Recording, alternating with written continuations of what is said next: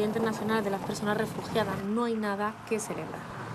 Más de 108 millones de personas en el mundo son desplazadas forzosas como resultado de la persecución, el conflicto, la violencia, en definitiva por las violaciones de derechos humanos.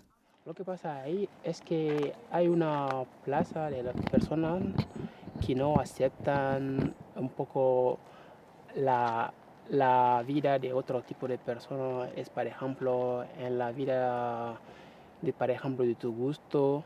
Llega falta de respeto, agresiones, te dije que no son lo que merece estar en la vida.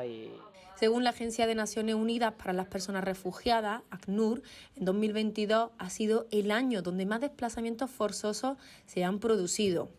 Turquía es el principal país de acogida del mundo, con casi 4 millones de personas refugiadas a finales de 2022.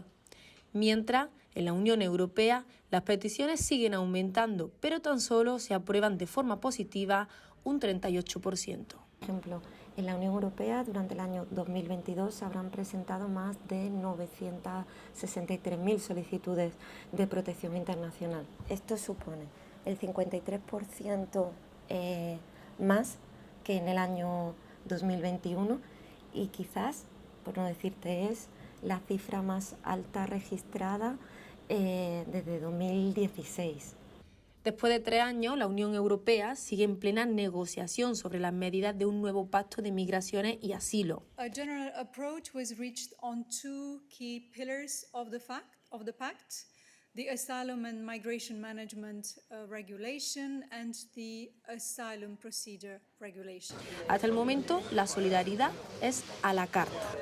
Los países pueden elegir entre acoger o financiar el control fronterizo.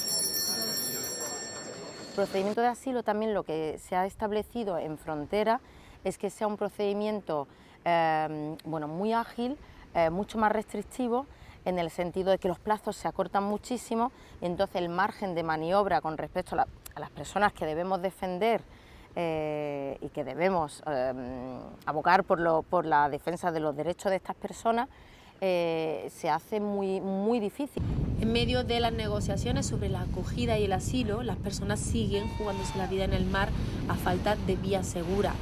La falta de mecanismos por parte de la Unión Europea en cuanto al rescate, pero también la voluntad humana, ha dejado el último hundimiento de un pesquero con más de 700 personas frente a las costas de Grecia, hasta ahora el más mortífero, y del cual tan solo se han podido rescatar a 100 personas náufragas.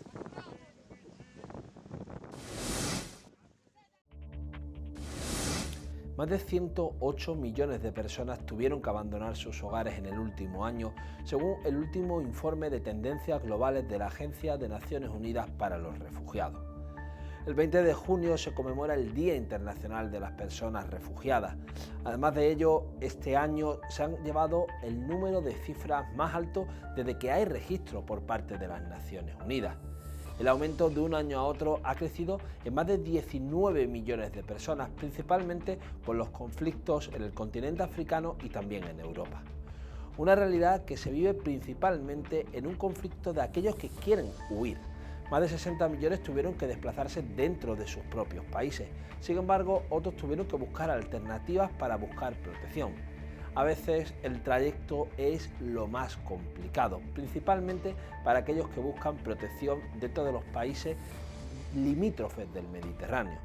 Hoy, en este programa especial sobre el Día Internacional de las Personas Refugiadas en Entre Fronteras, tratamos de analizar cuál es la realidad de aquellas personas que tuvieron que sortear las fronteras de la Unión Europea para buscar protección internacional en los países miembros de la Unión. Una realidad que hoy analizamos en este especial.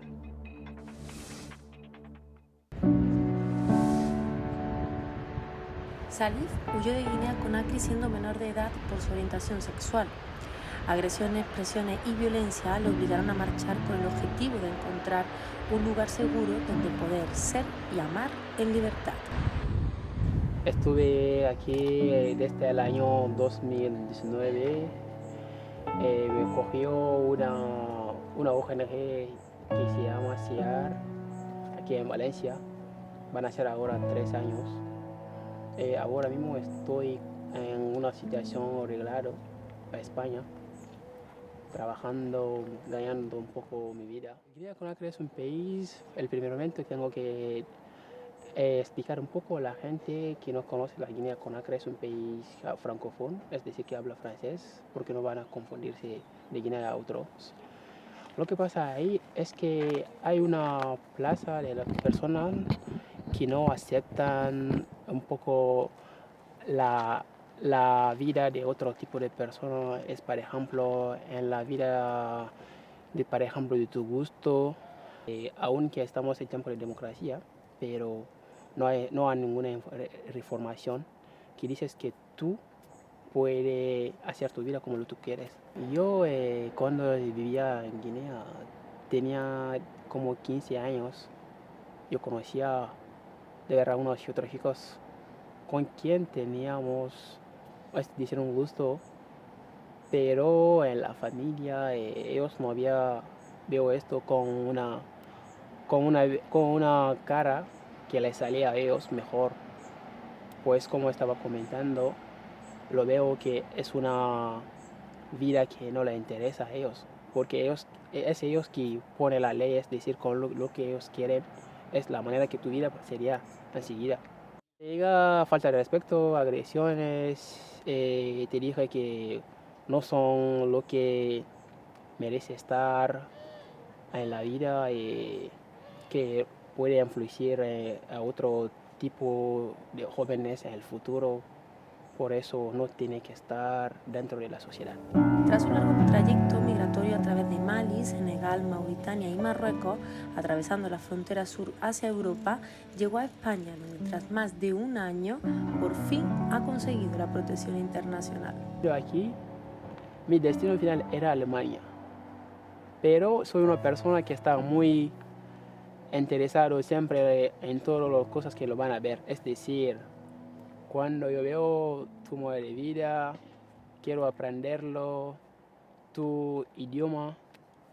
La razón que me había quedado aquí en España era para aprender solamente el idioma. Es decir, que yo pensaba que dentro de 2 a 3 meses yo podría aprenderlo, pero luego mi corazón me dijo que si van a saber algo, saberlo con la calidad, no decir solamente las palabras, como por ejemplo cuando viene aquí los extranjeros solamente dice hola, gracias.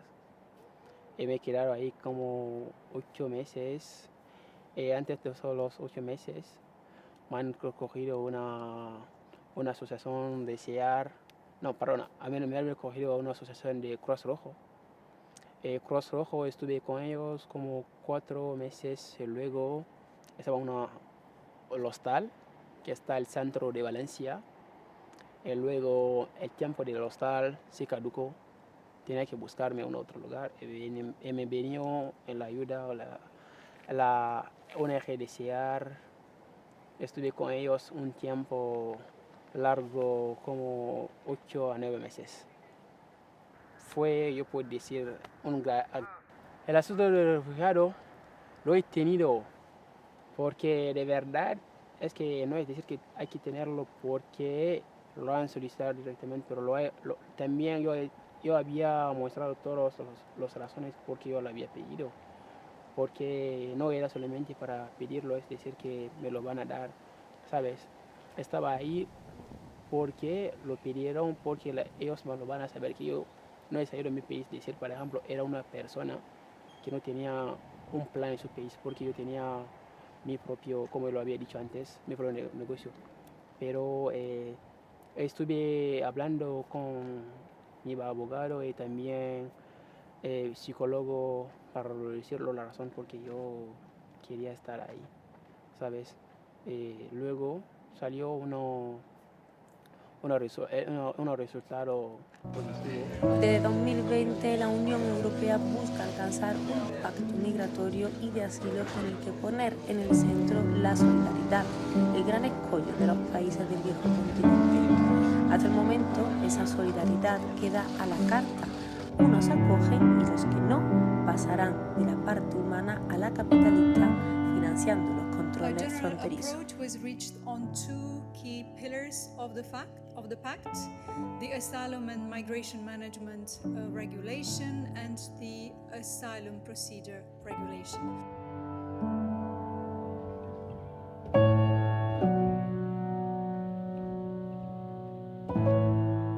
personas que solicitan protección internacional, hablamos de personas que huyen de sus países, y huyen de sus países por un temor fundado a ser perseguidas, y que no pueden o no quieren por esos temores acogerse a la protección estatal. Entonces, su vida y su integridad física está en riesgo. Por eso tienen que tener esa facilidad al acceso al procedimiento y que se hagan entrevistas individualizadas donde se respeten todas las garantías, porque es la única manera de que efectivamente podamos proteger los derechos. Un pacto de estas características efectivamente no es garantista, no aborda el concepto de la responsabilidad compartida, obligatoria y permanente, y al fin y al cabo tampoco hace alusión a la necesidad de buscar vías seguras y legales de entrada. Que la creación del pacto el nuevo pacto de migración y asilo es importante en el contexto de la Unión Europea.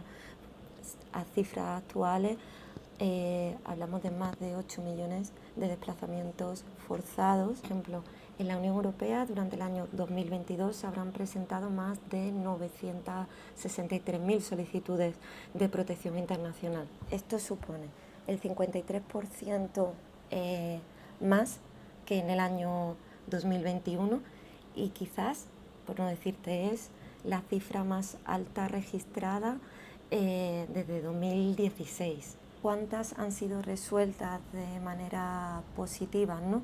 Pues, por ejemplo, en el contexto de la Unión Europea, un 38,5% aproximadamente, y en el contexto de España, de esas más de 118.000 solicitudes de protección internacional que se habían planteado, creo que el 16,4% han sido resoluciones positivas.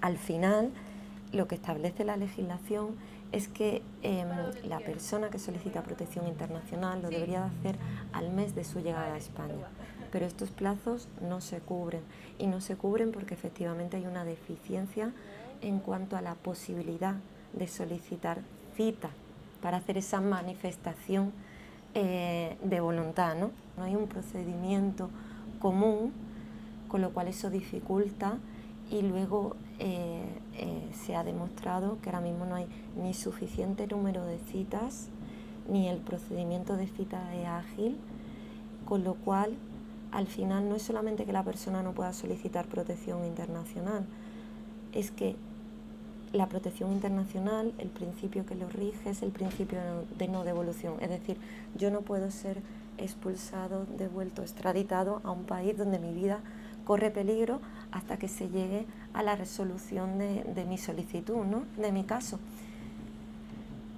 Ese principio opera desde el momento en el que tú manifiestas que quieres pedir protección internacional. Si tú no puedes llegar a pedir protección internacional y es por una deficiencia en cuanto al sistema, efectivamente se dificulta tu acceso al principio de no devolución. Y además, para poder acceder al sistema de acogida, que es uno de los derechos que asisten a las personas solicitantes de protección internacional, comenzar tu integración social, tú necesitas haber podido manifestar tu voluntad de solicitar protección internacional.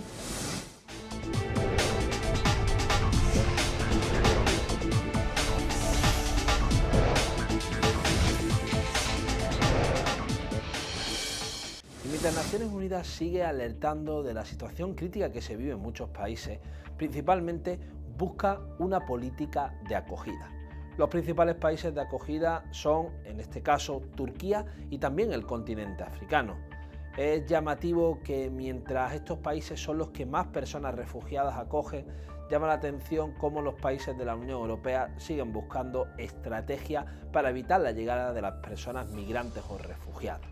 El último acuerdo, el Pacto Migratorio de la Unión Europea, que ya ha aprobado una parte del paquete, contempla medidas extraordinarias en las que se va a hacer frente principalmente a las deportaciones, a la militarización del Mediterráneo, pero también se va a hacer frente a una situación de expulsión de aquellos que no obtengan ese preciado protección internacional. El asilo se va a debilitar, según los expertos en la Unión Europea, algo que contraviene el derecho internacional y que pone en serio riesgo a aquellas personas que realmente necesitan protección en Europa. Hoy en Entre Fronteras hablamos con Noemí Alarcón. Ella es presidenta del Comité de las Migraciones del Consejo de la Abogacía Europea, en el que analizamos este nuevo pacto migratorio de la Unión Europea.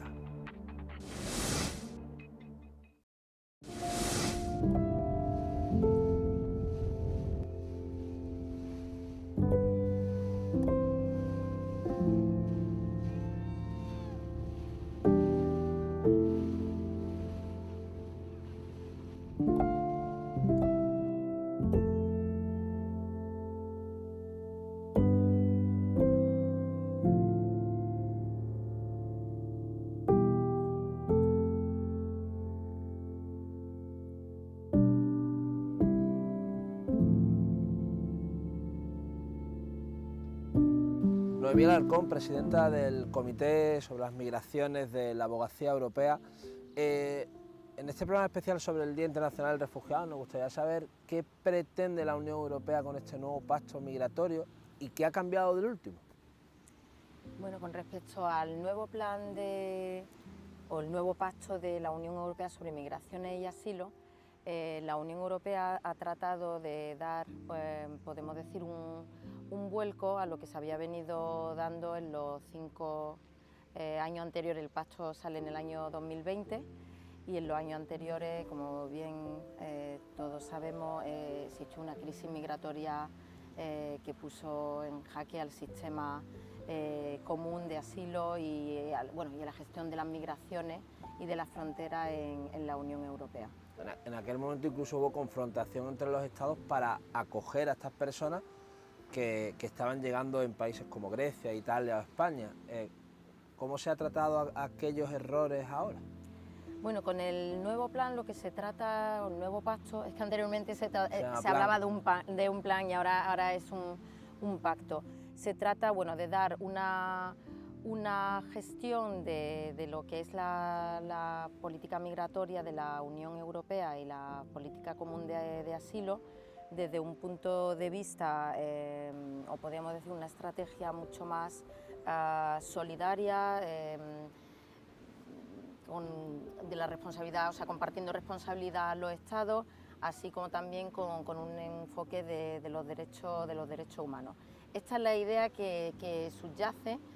Sin embargo, luego con las propuestas que se han hecho de los instrumentos legislativos puestos sobre la mesa, sí que vemos que hay un endurecimiento de las políticas que se quieren poner encima de la mesa en la Unión Europea, o cómo se quiere gestionar estas migraciones, y también porque ha habido mucha presión por parte de bloques de Estados, porque como es evidente, los estados del sur son los que en mayor medida reciben esta inmigración irregular que entran a través del mar Mediterráneo, aunque estas no son solo las únicas vías de entrada de inmigración irregular en la Unión Europea. Y también lo que, se trata también de intentar poner vías complementarias o lo que se ha venido reclamando como vías legales de entrada. Ahora bien, los instrumentos no responden a esas necesidades acuciantes justamente de que existen de vías de acceso legales al territorio de la Unión. Sobre el retorno o la expulsión de las personas migrantes, la Unión Europea ha planteado agilizar las expulsiones, lo ha prometido incluso, y además estudiar con mayor velocidad las solicitudes de asilo. ¿Eso es mejor o peor para las personas que quieren protección?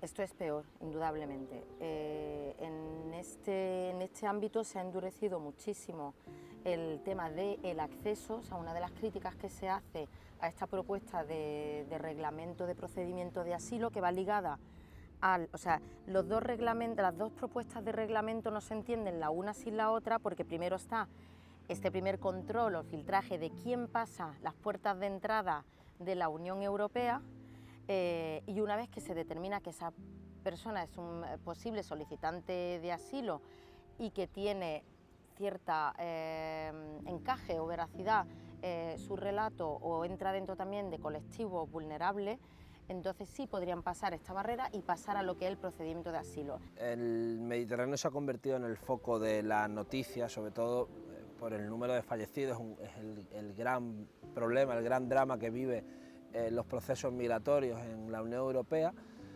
pero aún así este refuerzo de la seguridad, ¿cómo beneficia o qué experiencias se han tenido de otros casos en los que se han reforzado la seguridad y esas redes que en muchos casos aprovechan todo este cierre de fronteras para tratar de sortearla y llevar a estas personas que en muchos casos se juegan la vida o acaban en el fondo de este mar?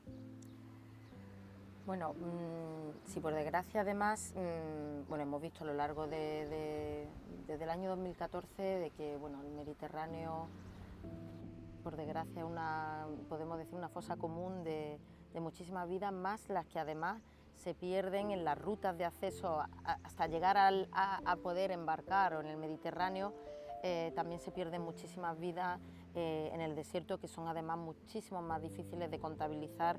Bueno, ya es difícil de por sí saber exactamente las vidas que se pierden, pero también en las vías de acceso a través del desierto es muy difícil a través de los países de acceso. Sinceramente, aunque se ha puesto también en marcha un sistema de gestión de crisis migratoria y un sistema también de gestión de los sistemas SAR y sistemas de búsqueda y rescate en la Unión Europea, sin embargo acabamos de ver con el último gran desastre humanitario que ha ocurrido cerca de las costas de Grecia, de que los sistemas de alerta o los sistemas de alarma, como queramos llamarlo, y de SAR y de búsqueda y rescate de esas personas, no llegan a tener la solidaridad, ¿no? Este principio que tanto propugna la Unión Europea, que forma parte además tanto del Tratado Fundacional de la Unión Europea como como principio general de las políticas de asilo y de gestión de la migración. Vemos que esto no funciona, pero porque los Estados en sí no se ponen de acuerdo. No es tanto porque la política de la Unión Europea no esté enfocada para intentar, sino porque los Estados luego a la hora de gestionar y a la hora de poner en práctica vemos que no respetan los principios generales podemos decir el derecho internacional de los derechos humanos y de este rescate en el mar. Entonces, por último, Noemí, uno de los grandes reclamos de los movimientos sociales, los movimientos de solidaridad dentro de la Unión Europea ha sido esas vías seguras y legales para las personas migrantes como alternativa a las vías clandestinas. No sé cómo en este pacto la Unión Europea recoge este reclamo y si realmente estamos hablando de una opción real. Hay una lucha, esto forma parte de lo que justamente lo que decíamos de seguridad, la estrategia que se ha puesto en marcha de retorno, una estrategia común de retorno que redunda en facilitar la expulsión de aquellos inmigrantes que se han considerado que han entrado de forma irregular y que no tienen determinado, que no reúnen los requisitos para poder solicitar asilo o que reúnan otros tipos de vulnerabilidades que le hacen que sean dignos de acogida en la Unión Europea. También se está trabajando muchísimo con los países de origen, también países de tránsito, para establecer también algún tipo podemos llamar, son estrategias de cooperación, pero en materia de gestión de frontera, porque también se está trabajando muchísimo sobre lo que es además una denominación propia de la Unión Europea, que es la gestión integrada de las fronteras. Pues muchísimas gracias, Noemí, por haber recibido a Entre Fronteras. Gracias.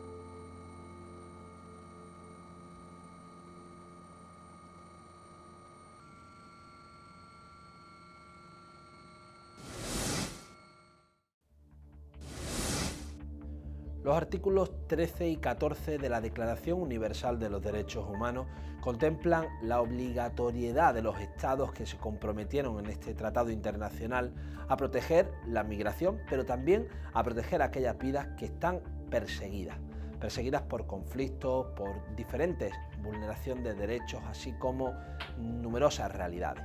Ese informe último de tendencias globales sobre los refugiados y personas refugiadas de la ACNUR señala también la complejidad que va a haber los próximos años, principalmente ante la situación de cambio climático.